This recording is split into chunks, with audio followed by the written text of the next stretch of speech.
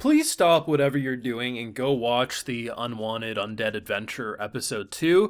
And hell, if you try to say, oh, well, I haven't seen episode 1, go watch both of them then. This is such a good show, a pure fantasy with really no tropes, just pure unfiltered fantasy. And I already know it's gonna get heavily slept on, but I truly think episode 2 took this from a very fascinating show into a must-watch. I really firmly believe this, and I just don't want this to fall on deaf ears. I want people to check this out, because the idea of someone who wasn't really built as a hero, wasn't really that strong, and basically we use that a lot, like a solo leveling. It's a very common idea for a start to a series.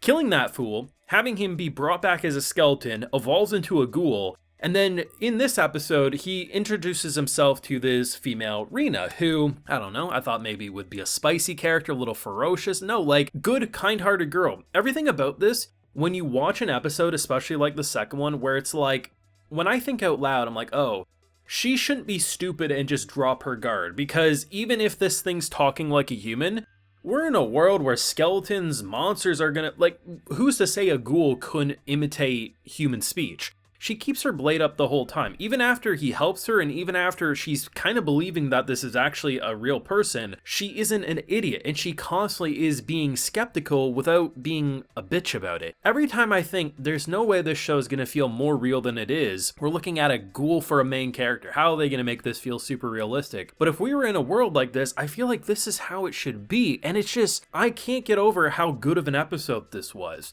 I think in a lot of ways, I've had a couple of people mention this. I mean, whether it shows like the wrong way to use healing magic or even stuff like instant death ability, I feel like the second episodes of this anime season are turning things that you're like, okay, am I really sold on this, or am I just kind of enjoying it because it's the first episode, into being like, actually give me the third and fourth episodes because now I'm completely sold. I have full live reactions to currently both of these episodes over on my Patreon, so if you would like to see my full uncut thoughts, they're over there if you're interested. I loved this episode. I very much was fascinated and intrigued by episode 1, but episode 2 is what sold me. I think the only thing that was missing was more interactions with other characters, and I knew that was going to come with time. But I'm glad they didn't spend another episode or half an episode with him by himself, because I think that would have been repetitive. There's only so much he could fight in this cave, and while the goblins looked pretty cool and it's pretty brutal seeing him actually cut their skulls apart, at the end of the day, I mean, there's only so much you can do with Rent as a character by himself, not knowing where to go. There's no way he would have been able to get equipment by himself unless he wanted to rob people, which doesn't seem to be his character. He found a clothesline with clothes, which honestly probably wouldn't have got what he needed. And honestly, unless he just stumbled on like some mimic chest that gave him some great equipment, he was shit out of luck. So bumping into a girl who was talented, like she did have some skill, didn't have the best equipment, but she knew what she was doing, but she got caught off guard.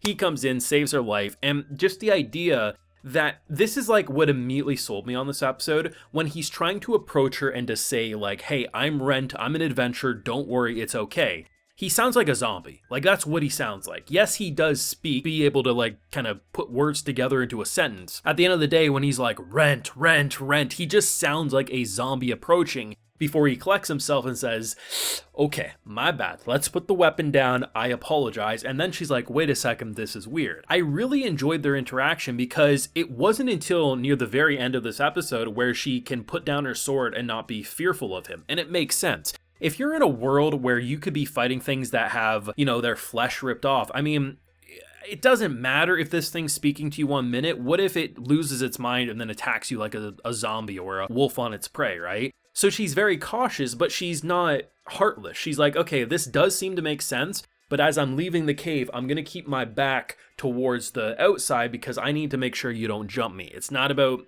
being a horrible person, it's being logical. It hurts his feelings, but he's also not an idiot. He knows he looks like a monster. So when she comes back and gives him all these things, I really like just how it gives this like nice chemistry that he just wanted like a robe or something, right? Just something to cover up, because even though he can physically like look like a person with the right clothes on, he needs to cover up his identity completely. She brings him the mask, and the mask was unfortunately cursed, which actually kind of works in his favor as we see by the end of the episode, but it was just really sweet. And the fact that when he goes to comfort her in this episode, he stops himself because he recognizes like, wait a second, she is uncomfortable with me. I don't want her to feel like I'm forcing myself on her, because even if it's not just a sexual thing, like just the idea that this was emotionally hard for her, so he didn't want to put her in an uncomfortable situation. And the fact that when she grabs him, and even when she's shaking, she's like, I'm no longer scared. He pushes her away and says, don't do it until you're ready. And I'm like, how can Rent be this wholesome? How can we end up with such a perfect MC in a show that I don't think a lot of us expected much to come out of? And to make it even better, he separates himself from her at the end because he realizes that if she gets caught with him, she's gonna lose her adventuring license, and it's just gonna be horrible. So he goes to this woman, Lorraine, who immediately I thought was gonna wake up, smack him around, oh my god, there's a monster in my home, immediately knows it's him. When he shows her the ghoul hand, she's just like, bro, what the hell happened to you? Everything that should be predictable, cliche, or you know exactly where it goes, it just does things in such a normal but not a boring way. This is one of the fastest episodes that I watched this season so far. And what I mean is, it was 20 minutes long, give or take, once you remove the opening and ending. 5 minutes, maybe? That's how much it felt like. It flew by in the blink of an eye. And that scene at the gate, oh, that's one of my favorite things I've seen this anime season. So, you have to show your license or some form of identification to get through the gates. He, at first, doesn't want to go through the main gate because he's so recognizable, so he goes through the different one. And while, yes, you're adventurers, why do you have a hood on? Why do you have a mask on? They immediately are like, no, this ain't right. And she pops up saying, well, he was actually injured, so the mask is cursed, you can't remove it. It's safe to touch, go ahead and do so. But he's also disfigured because of this thing. And he shows like the ear, like, it's just such a brilliant lie because it's not really a lie. He did get burned by giant bees and the mask is actually cursed. But it goes from a situation which normally would be handled by violence or sprinting away because you can't catch me. And instead it just covers his ass in a completely believable way. And I'm like, how is this show written so good? How is the production as good as it is? I mean, the 3D when he was fighting in the cave was really well done, and just in general, this is a really good looking, breathing, functioning show.